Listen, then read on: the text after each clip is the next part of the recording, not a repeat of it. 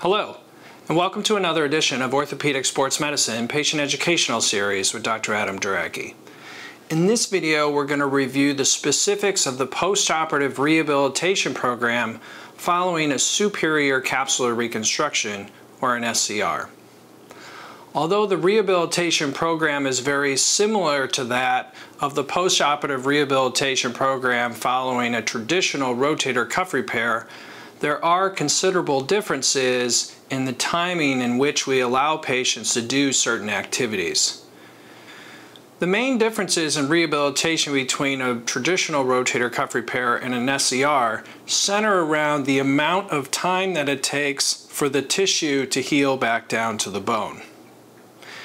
In a rotator cuff repair, you are actually getting your native tissue or your native tendon to heal back down to the bone. That tendon is alive and has a blood supply as well as living cells. With a superior capsular reconstruction, we are placing a donor skin graft against the bone. This donor graft is not alive and it requires your bone or your body to grow into it. So it's really the difference between healing that has taken place on both sides of the repair in a traditional rotator cuff repair versus only one side of the repair with a superior capsular reconstruction. There's been a number of different studies that have looked at the strength of the superior capsular reconstruction repair over time after surgery.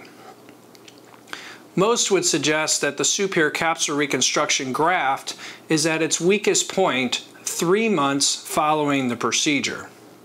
There's initial very strong fixation because of the sutures, and over time, as the graft begins to remodel, you actually lose some of the fixation strength of the graft to your bone.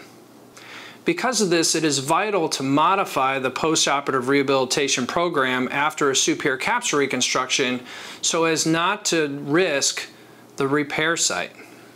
Following 3 months after the surgery, the surgical fixation of the graft to the bone actually starts to increase in strength over time, allowing us to do greater and greater amounts of activity with the physical therapist. Because of the initial weakness of the fixation of the superior capsular reconstruction graft, earlier, more aggressive postoperative rehabilitation programs saw many early failures following this relatively new procedure.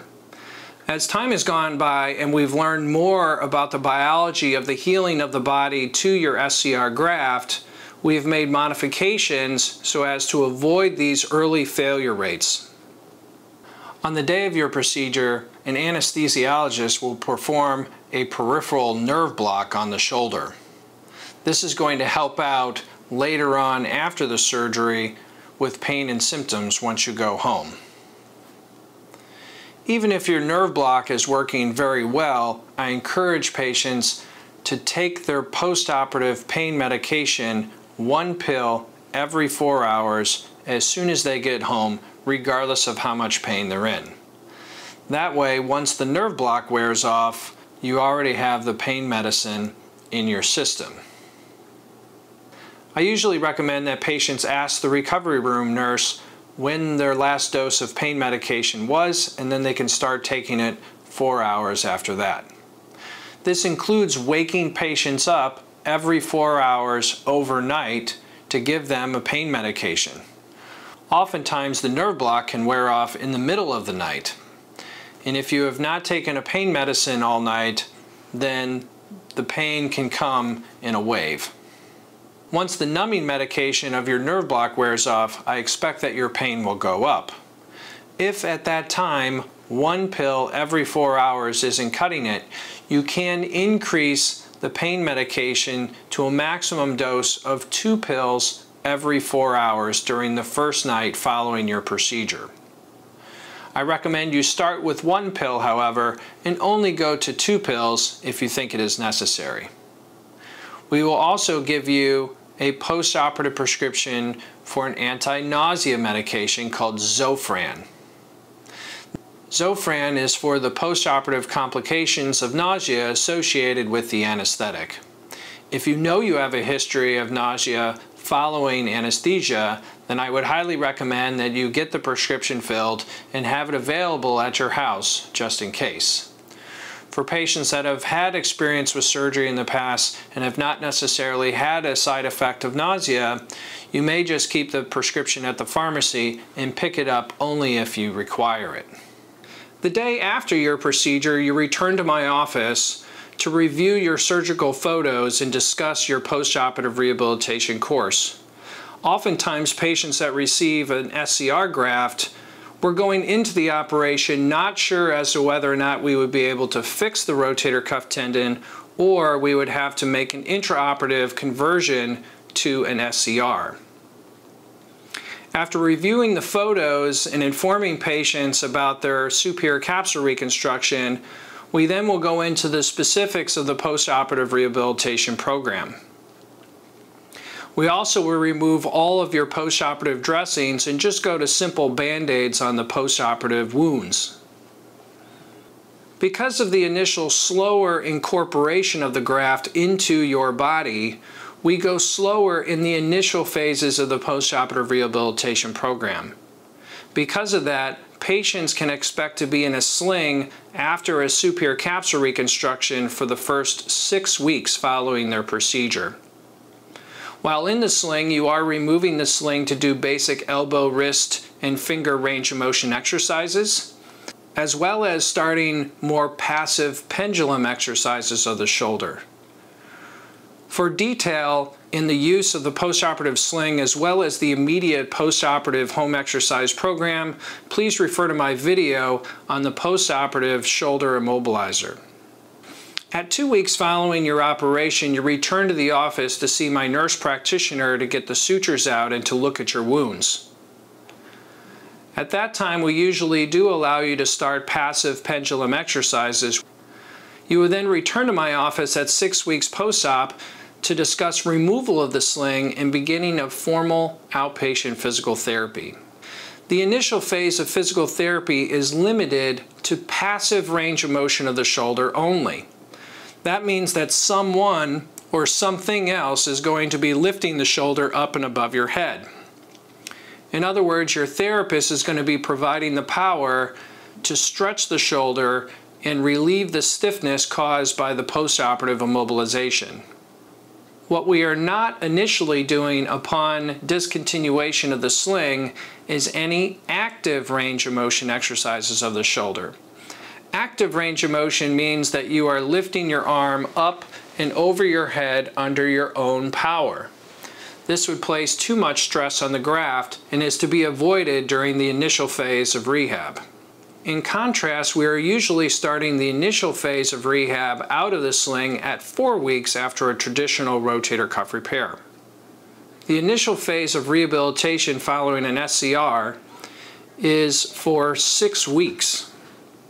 That means for 6 weeks after removing the sling, you are not attempting to lift your arm under your own power at all. So even though you are out of your sling, you are still not able to use the arm during normal activities of daily living. And we certainly do not want you lifting anything with that arm. At 3 months post-op, you return to my office for repeat functional evaluation. At that time, we'll reassess your range of motion of the shoulder, and my goal is for you to have full passive range of motion of your shoulder by 3 months post-op. For more information regarding the home exercise program for your passive range of motion stretching, please refer to my video on passive range of motion exercises of the shoulder. Starting at 3 months post-operatively, we then advance you to the next phases of the rehab program that will begin more active, independent range of motion of the shoulder without help of your therapist. My goal is for patients to receive full, active, independent range of motion of the shoulder in all planes equal to your other side by 4 months after the operation. At 4 months after the operation, you return to my office for repeat functional evaluation. Again, I'm hoping to see that you have recovered all of your active, independent range of motion of the shoulder at that time. With active range of motion of the shoulder, even though we are going to start lifting the weight of your own arm, you still aren't going to be lifting anything with the arm. So we're still not lifting objects around the house or at work. Simple basic tasks such as running a computer or making food are allowed with the arm at that time. At 4 months post-op, the strength of the graft fixation is starting to go back up, and it is starting to increase at that time. Because of that, we do start strengthening exercises of the rotator cuff and shoulder at 4 months post-op. I expect patients to continue to see improvements of strength and function of the shoulder for up to a year after a superior capsular reconstruction. I remind patients that with a superior capsular reconstruction, we did not fix the rotator cuff muscles back up to the top of your arm. And because of that, even though the results of a superior capsular reconstruction are fairly predictable in terms of pain relief and night pain and overall function and lifestyle, there still can be a considerable difference in the ultimate amount of strength that you're able to achieve following a superior capsular reconstruction. At 6 months post-op, you return to my office for repeat functional evaluation. If at that time I feel as though you've gained enough strength in the arm to be able to protect the arm from recurrent injury at work, I will allow patients at 6 months post-op to return to work without restriction. However, even if I put on a piece of paper, you may return to work with no restrictions, I still encourage patients to be smart and not to place the arm into positions that would place the superior capsular reconstruction at risk. These positions include reaching way out away from the body or above the head. Patients are encouraged to critically evaluate their workplace ergonomics and adjust the way that they perform the duties of their job so as to reduce or minimize the amount of stress placed on the shoulder and the arm. I want my patients to work smarter, not harder. For some patients, this can be a considerable adjustment, as most patients with superior capsular reconstructions have been used to a very heavy labor lifestyle most of their lives.